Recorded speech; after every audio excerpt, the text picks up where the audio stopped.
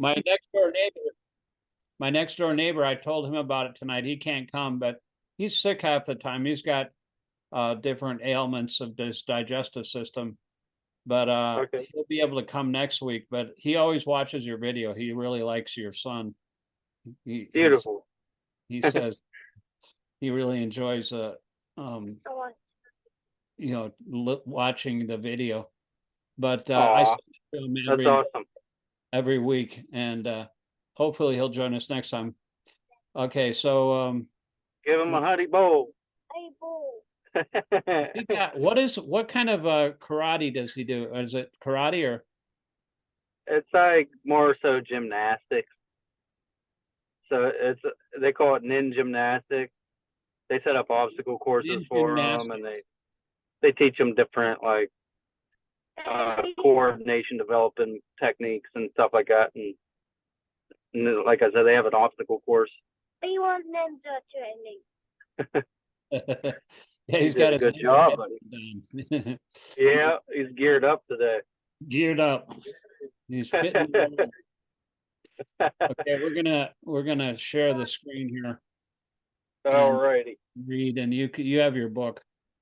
We're starting a new chapter today, huh? Yeah, it's chapter 7, the Son of Droṇa Punished. I have a whole book on that pastime. You know who the Son of Droṇa is? The Son of Droṇa is Asvatthama. Yeah, the rascal. Yeah, he tried to kill the last remaining heir of the Pandavas. He threw a Brahmastra weapon, which is an atomic weapon. Mm-hmm.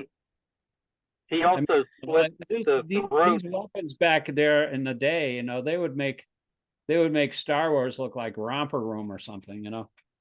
Romper Room or Bozo the Clown. Romper Room's probably a little bit too dated for you because that was in the 70s. You weren't even born yet when Romper Room was popular, but that was like a children's program, you know. But they had pretty powerful battles and weapons back then. Cool. They were all material. Yeah. They were material weapons, but they were, you know, released by mantra, you know, like you could release one arrow and thousands of arrows would come out, or you could, like, they had fire weapons and they could only be counteracted by water weapons. And then they had a yawning weapon. You know, the other side would start yawning. And that's pretty awesome. Yeah, I mean, that, you know, people say, you know, the archaeologists say that people were so primitive back 5,000 years ago. They weren't primitive at all. They were really advanced as far as like the manipulation of material energy based on sound vibration. So what we're going to do today, we'll just take turns reading either a paragraph or a sentence, whichever comes first. I'll start out with a translation. We're not going to read the synonyms or anything, or the Sanskrit. And then you can read the purport. I'll read the translation. Some of these are more than a paragraph long. So we'll just take turns reading either, you know, one paragraph or a sentence, whatever the case may be. Okay, this is text 1. Cool.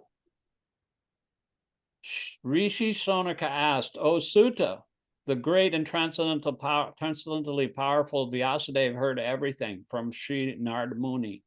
So after Narada's departure, what did Vyasadeva do?" Good. In this chapter, the clue for describing Śrīmad-Bhāgavatam is picked up as Maharaj Parikshit is miraculously saved in the womb of his mother. This was caused by Droni, Ashvatthama, son of Acharya Droṇa, who killed the 5 sons of Draupadi while they were asleep, for which he was punished by Arjuna before commencing the great epic Śrīmad-Bhāgavatam. Sri Vyasadeva realized the whole truth by trance and devotion. Translation. Sri Sutta said, on the western bank of the river Saraswati, which is intimately related with the Vedas, there is a cottage for meditation at Samyaprasa, which enlivens the transcendental activities of the sages. Good. For spiritual advancement of knowledge, a suitable place and atmosphere are definitely required.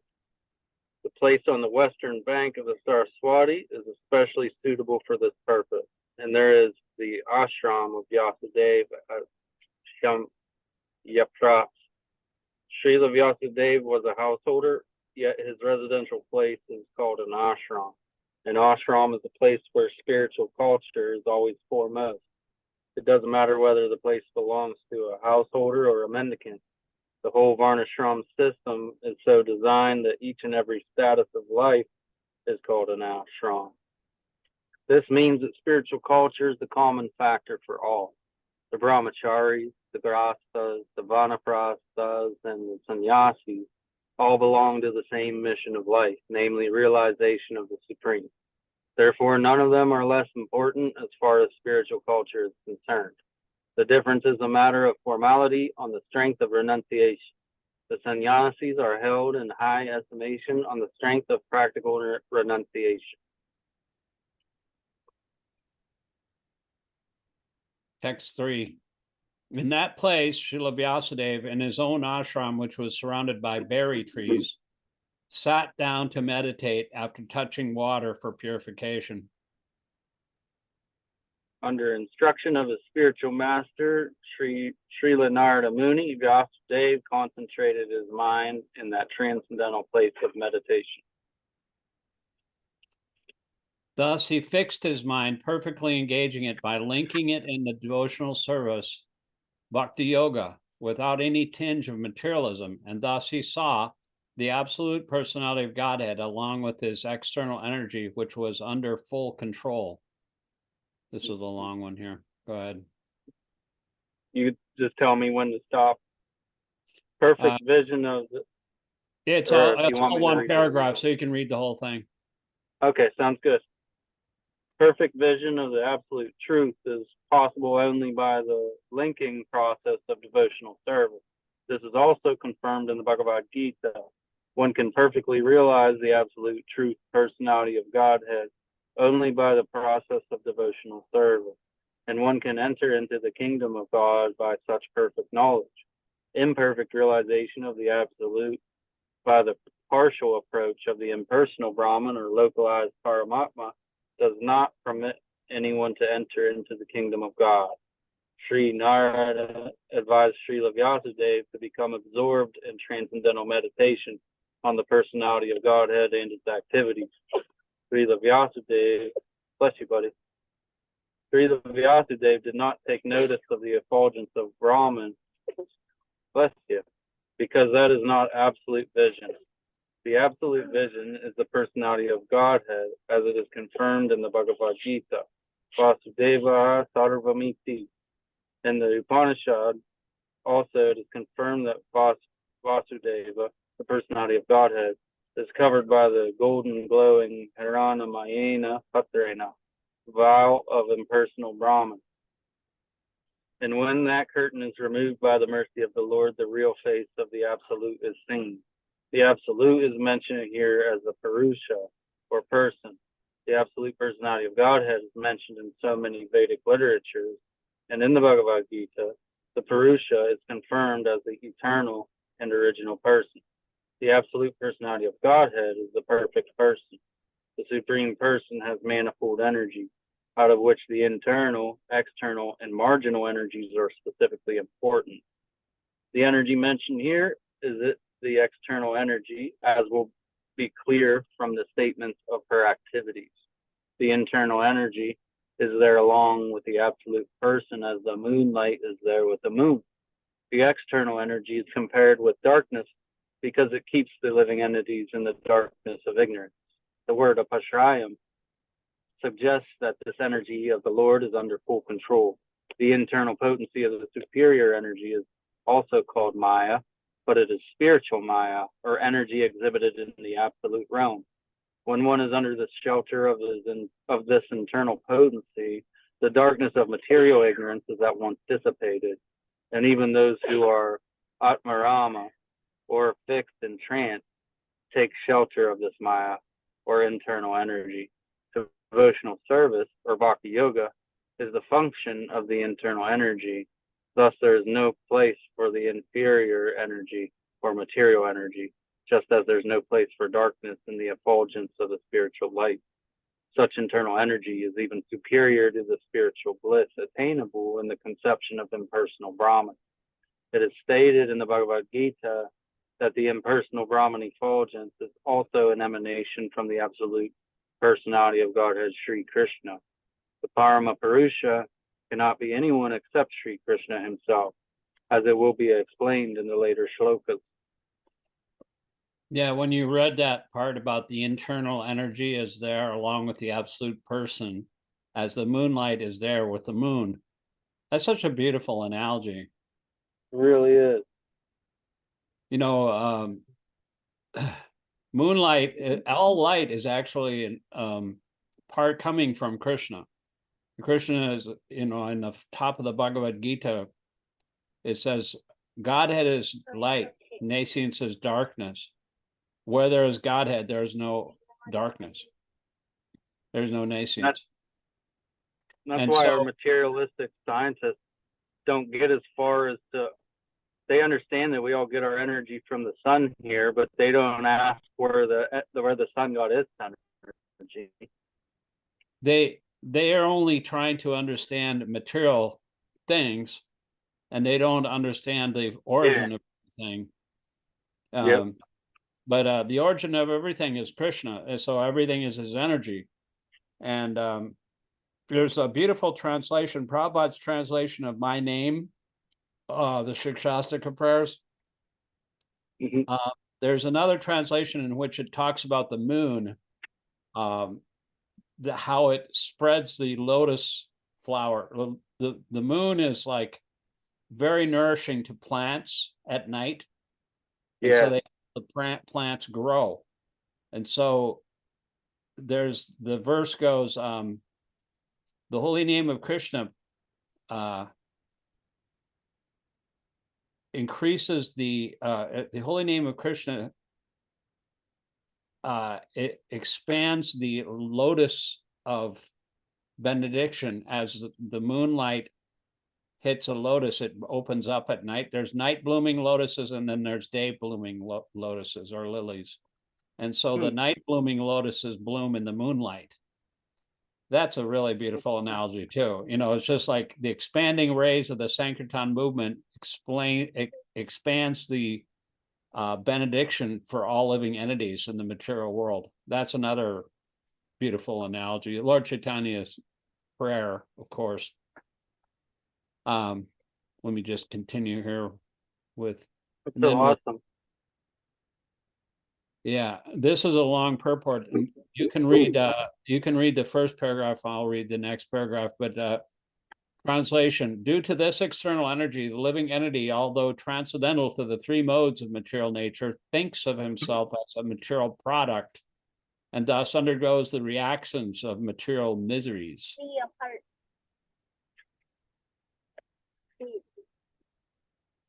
The root cause of suffering by the materialistic living beings is pointed out with remedial measures which are to be undertaken, and also the ultimate perfection to be gained. All this is mentioned in this particular verse. The living being is by constitution transcendental to material engagement, but he is now imprisoned by the external energy, and therefore he thinks himself one of the material products.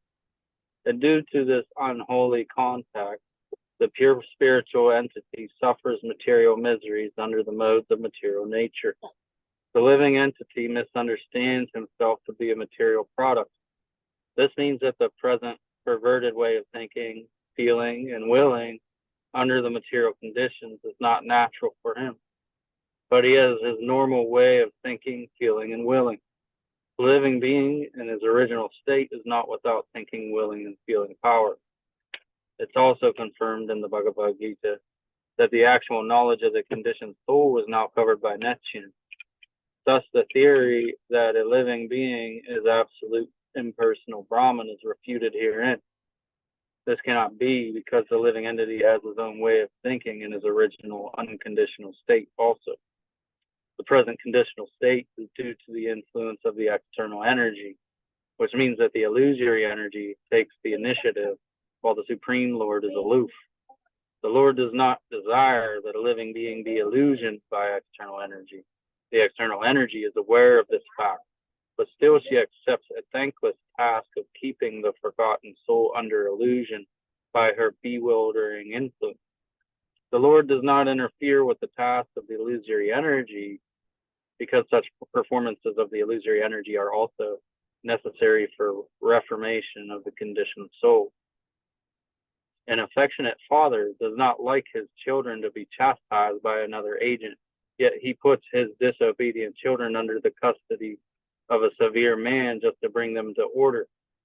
But the all-affectionate Almighty Father desires at the same time relief for the conditioned soul, relief from the clutches of the illusory energy.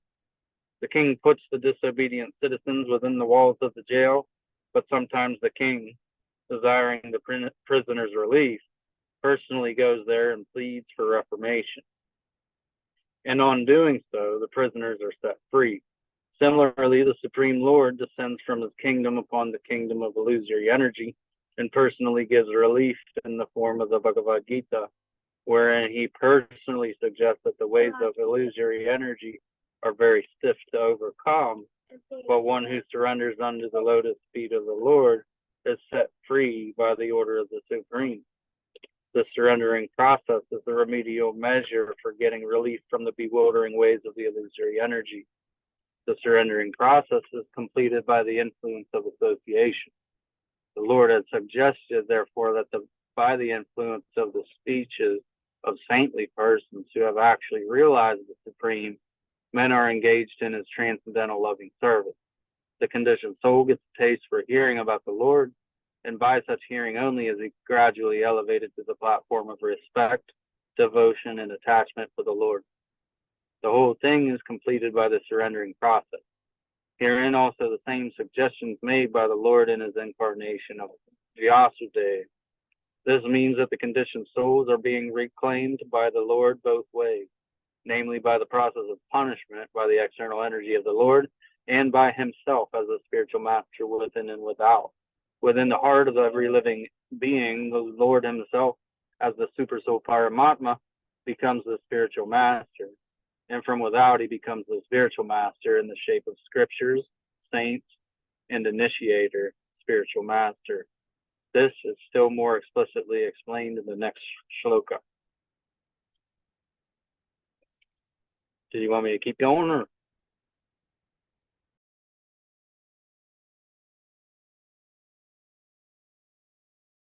Hold on. Okay, can you hear me now? Yeah. Okay, yeah, I like the analogy of the father. You know, he doesn't want any external agent to punish his child, but sometimes the child has to be disciplined, you know. So Krishna sends us to this material world because we have a rebellious attitude and we're want to enjoy separately.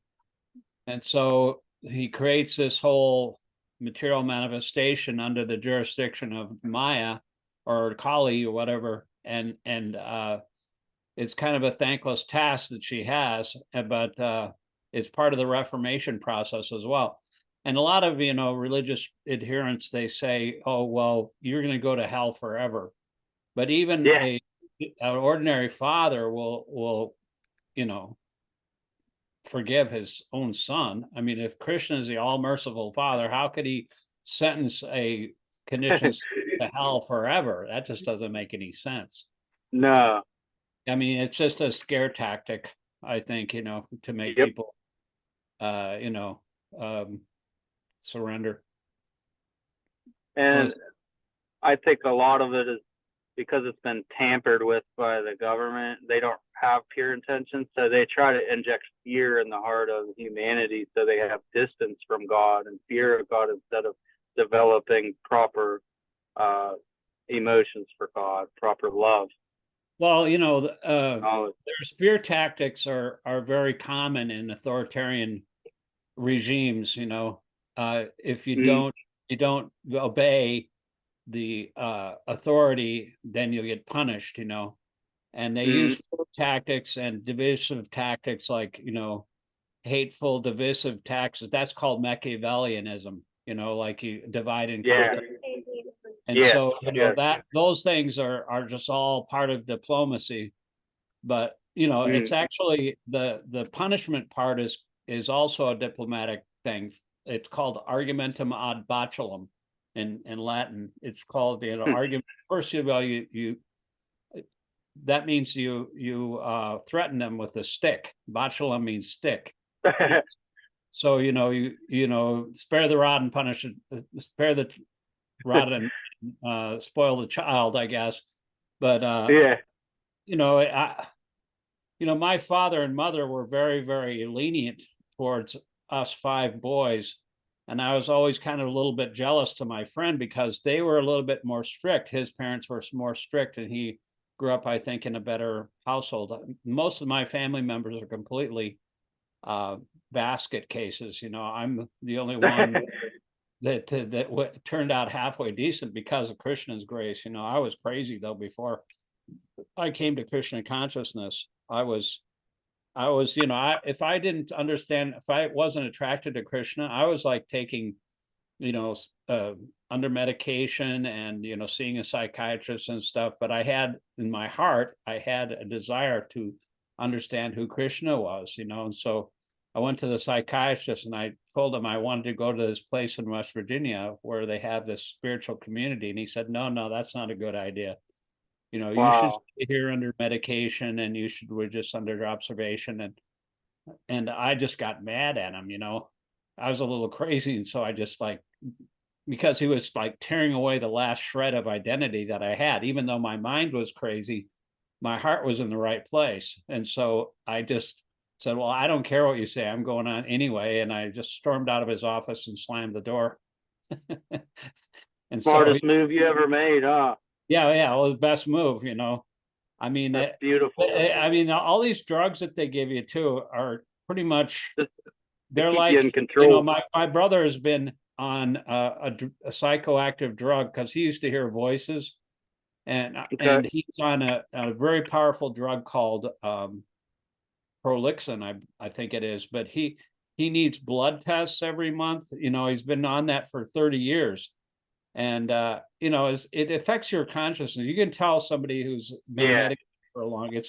It's kind of like getting it's kind of like lobotomizing a person, because they don't really have their full facilities anymor. Right. They're almost like zombies. Yeah, I mean, they used to have, in the olden days, they had a lobotomy. You know what that is? No. There's this one guy that discovered that he found he could, if you take a knife and put it in the eyeballs and then cut away at the front part of the lobe of the brain, then the patients would be under control. That's a lobotomy. Oh boy, that's crazy. Yeah, well, it turned them into docile, like sheep type people, but I always say, I'd rather have a bottle in front of me than a frontal lobotomy. No doubt. Actually, those patients, actually, they had some sense because they all ganged up on him one point, even though they were lobotomized, and they killed him. So, instant karma, but a lot of these techniques that the psychologists use is medication, is kind of like a lobotomy, and they used to have shock treatment. You ever heard of the author named Hemingway, Ernest Hemingway? I have. Yeah, he's a very famous author in America. He was suffering from various mental problems, and he had a shock treatment, which is kind of like having a car crash in your brain. It's kind of like almost like having a lobotomy. It kills the brain cells, and he couldn't write after that, and so he killed himself.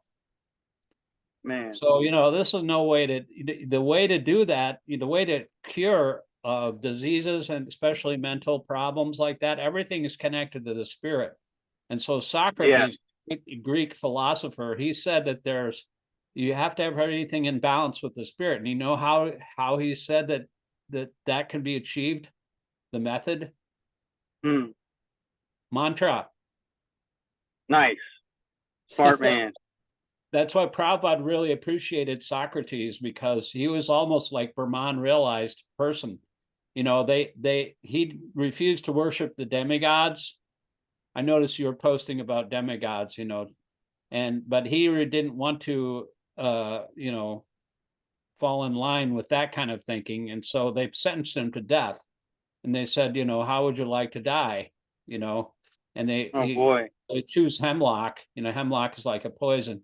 We said, if you really want to kill me, you got to catch me first. You know, I'm not the body. My soul is my person. And so he actually knew that he was not the body. And he was, you know, Greek philosopher. My friend next door, he's writing a book, and he's using Krishna conscious ideas to write a book about Plato's cave. I don't know if you ever heard of that analogy. It's like most of the living entities in the material world are living in the cave of darkness or illusion. And, you know, it needs a person to come out from the outside world where it's light to show them the way back to the light, you know. That's Plato's cave. Plato was kind of a disciple of Socrates back in the Greek days. Cool.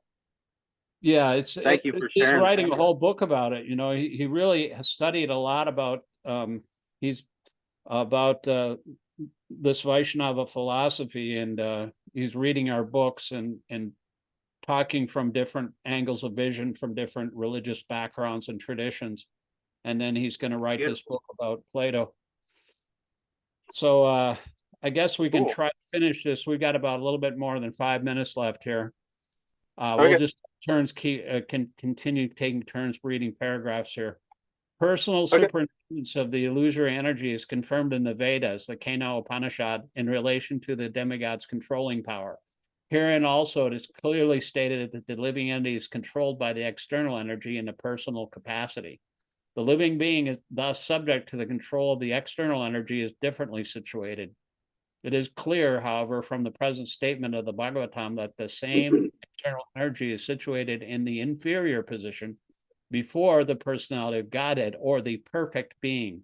The perfect being, or the Lord, cannot be approached even by the illusory energy, who can only work on the living entities.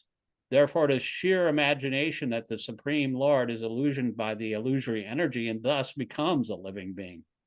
If the living being and the Lord were in the same category, then it would have been quite possible for Vyasadeva to see it, and there would have been no question of material distress on the part of the illusion being, for the Supreme Being is fully cognizant. So that there are so many unscrupulous imaginations on the part of the monists who endeavor to put both the Lord and the living being in the same category.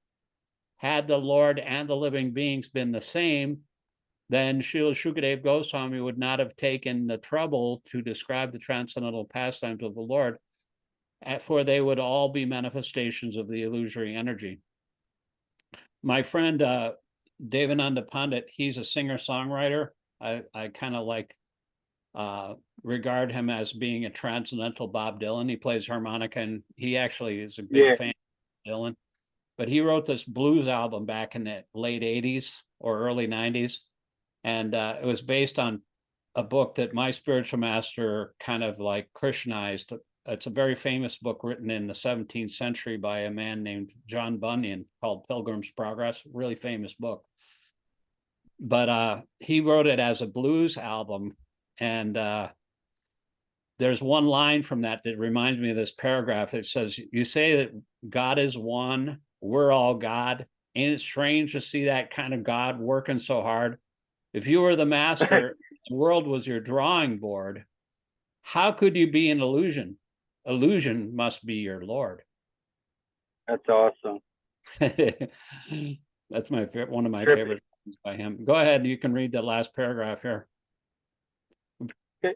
Śrīmad-Bhāgavatam is the summum bonum remedy for the suffering humanity in the clutches of Maya. Srila Vyasadeva, therefore, first of all diagnosed the actual disease of the conditioned souls, an example of their being illusioned by the external energy. He also saw the perfect supreme being for whom illusory energy is far removed, though he saw both the disease-conditioned souls and also the cause of the disease. And the remedial measures are suggested in the next verse. Both the Supreme Personality of Godhead and the living beings are undoubtedly qualitatively one, but the Lord is the controller of the illusory energy, whereas the living entity is controlled by the illusory energy. Thus, the Lord and the living beings are simultaneously one and different. Another point is distinct herein, that eternal relation between the Lord and the living being is transcendental. Otherwise, the Lord would not have taken the trouble to reclaim the conditioned souls from the clutches of Maya. In the same way, the living entity is also required to revive his natural love and affection for the Lord, and that is the highest perfection of the living entity. Śrīmad-Bhāgavatam treats the conditioned soul with an aim to that goal of life. Yeah, because Krishna wants to, he wants to awaken all the sleeping, living entities that have gone to this material world in rebellion. He wants them to bring them back to Godhead so they can also take part. They compare it to like a wife that's asleep. The husband wants to wake the wife up for enjoyment. So the Lord wants to awaken the other living entities that are asleep to engage in the rasa dance of eternal love. So that's his mercy, because he creates us for his own pleasure. He can't be a joy alone. So, well, he can because he's Atmaram, but he feels more pleasure when they reciprocate with his parts and parcels, and that way there's also an eternal relationship. Anyway, we got less than 1 minute. Thank you very much for joining. It's two guys, Śrīmad-Bhāgavatam, two guys, two and a half men. That's what that one show with Charlie Sheen, 2.5 men. That's what our Bhagavatam class is, 2.5 men Bhagavatam. This is the evolved version. Yeah, this is the transcendental version of that show. All right, thanks for having us. Haribo, That was epic. Haribo!